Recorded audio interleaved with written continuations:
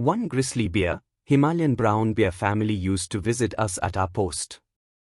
Initially, only during nights. We started keeping food for the family. Their confidence in us developed over a period, and they even started coming during the day. There was also a bear cub about a year old. It used to come with his mother, but after about 6 months, it was either deserted by the mother or got lost. Then it started roaming alone, but it had problems, since the dogs in the post wouldn't let it come close.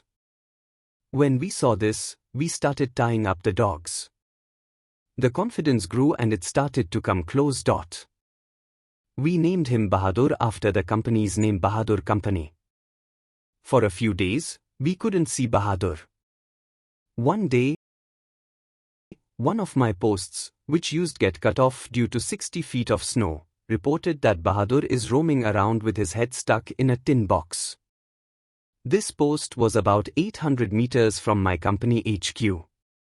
I took 6 boys with me and went to rescue the bear myself. It's not that I wasn't concerned about boys' safety, but I still decided to do the rescue. When we reached the place, the bear was roaming with the tin box around its head, over a cornice, probably without food for last 3 days. It was making circles on the cornice. An overhanging mass of hardened snow at the edge of a mountain precipice. Basic all, cornice is a false extension of ground made by hard snow over a period of time, and it can't take too much weight. It can break off and can lead to an avalanche.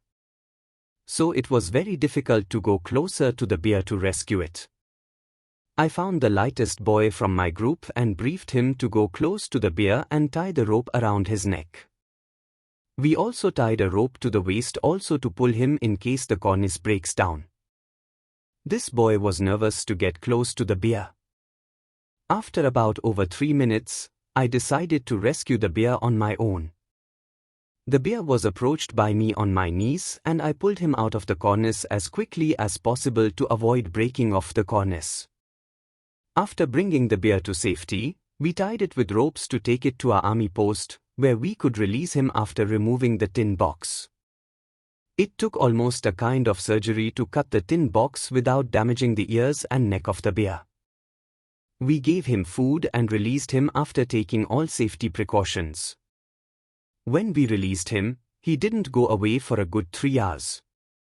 After that it became a part of my company. Whenever we shouted his name Bahadur, it always appeared from nowhere. It still comes to the post for food. Although the story is very heartwarming, please do also take a moment to appreciate the very difficult conditions and the environment in which the Indian Army is guarding our borders. Furthermore, do also see and acknowledge the accommodation they are staying with bare minimum amenities. It takes a special kind of man to do this. A big salute to the soldiers of the Indian Army.